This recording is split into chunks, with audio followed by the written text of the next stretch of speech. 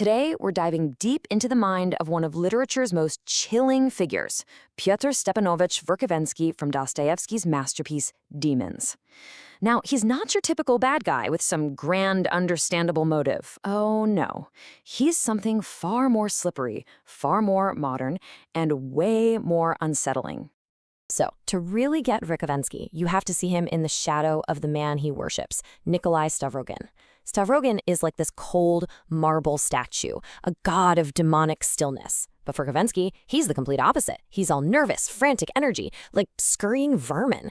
And that contrast, right there, is the key to his entire personality. So let's start peeling back the layers, and we're going to begin with just his physical presence, which is just as weird as his ideology. Dostoevsky doesn't really paint him as a man so much as a kind of, well, a human insect. You know, Dostoevsky is so brilliant here, he builds the character from the outside in. Verkhovensky is always restless. He's sweating, he's talking nonstop, he's laughing at things that aren't funny. Even his voice is completely unstable, leaping from a whisper to a shriek. This is not a person who is at peace with himself. It's a body in a constant state of raw agitation. And this is the rotten core of it all. Verkhovensky is absolutely a fanatic, for sure. But he's a fanatic for nothing. He doesn't actually believe in the socialist revolution he's screaming about. He couldn't care less about the utopian future he describes. All of it, every single word, is just a tool for one thing and one thing only: power. Okay, so if the guy has no real beliefs, how in the world does he get people to follow him? How does he create such terror? Well, the answer isn't in some brilliant grand philosophy. It's in his predatory, almost street-level genius for manipulation. Get this, he doesn't have a single original thought in his head. All his revolutionary slogans are just ripped off from pamphlets he's read. His real talent, his dark gift, is a purely animal instinct for finding a person's vulnerability. He can just sniff out your deepest insecurity, your vanity, your resentment, in a matter of minutes. And his method? It's a shockingly simple three-step formula. First, he finds your weak spot. Then, he whispers in your ear, makes you feel special, chosen, part of some secret inner circle. And once he's got his hooks in you, you stop being a person. You become a tool, a brick, he calls it, for a building that he has absolutely no intention of ever finishing. This is what makes him so genuinely bone-chilling. When he lays out his actual vision for society, where 90% of humanity is enslaved by the other 10%, he does it with a giggle. There's no sense of historical weight, no solemnity. To him, the complete destruction of human freedom is just a fun little game. So what on earth is driving a person like this?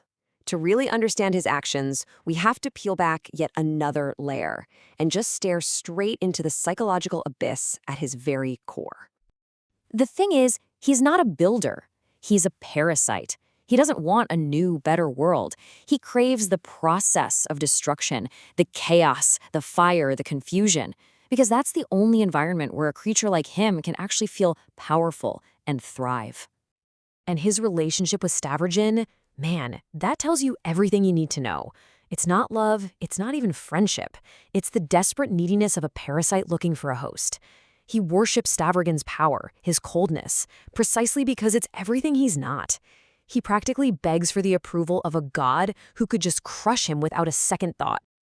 And then comes this one incredible moment where his whole world just shatters. When Stavrogin finally rejects him, his face just collapses into pure animal terror. See, he thought he was the spider at the center of this whole web he was spinning. But in that instant, he realizes he was never more than a single disposable thread. You know, his psychology is literally written all over his body. The constant physical problems, he can't sleep, he's got a toothache, he's always chain smoking, they're all just symptoms of a soul in perpetual terrified motion. He can't stop, he can't rest, because if he ever did, he'd have to face the terrifying nothingness inside him. So all of this, the manipulation, the neediness, the chaos, it all builds to what he ultimately represents. He's more than just a character. He's the embodiment of a very specific, very modern kind of evil. So let's circle back to where we started, but with a much deeper understanding now. Stavrogin is the evil of the void, of doing nothing, of cold detachment. Verkhovensky is the evil of frantic, pointless action. He's always running, whispering, organizing, betraying, all this motion to cover up the fact that he is going absolutely nowhere. So you look at his toolkit: murder, arson, forgery. But here's the thing: none of it is really about the cause. They're instruments of control. They're designed to bind his followers to him through fear and shared guilt, to keep them in a state of what he calls hysterical obedience. His entire persona, the way he drops these ridiculous French phrases, the way he acts like some world-weary intellectual, it's all just an act. It's a cheap, flimsy carnival mask. And if you were to pull it off, you'd find there's no face behind it. There is just a terrifying, empty abyss. And now, for what is maybe the most chilling part of all of this. We're about to bring this 19th century character crashing right into our world today. Because his shadow, well, it looms terrifyingly large. I mean, seriously, think about it. Have you met this guy? We see this archetype everywhere. It's the activist who loves the feeling of being in the movement more than they actually care about the cause. It's the online agitator stirring up hate and violence from the safety of their keyboard. It's the bureaucrat who enables horror by saying, well, history demands it. This line just says it all, doesn't it? It perfectly captures the modern Verkhovensky. It's the weaponization of ideology, using the slick, corporate tools of our time not to build or create, but just to organize resentment and impose a will to dominate. So after all the death and destruction he causes, what's his ultimate fate?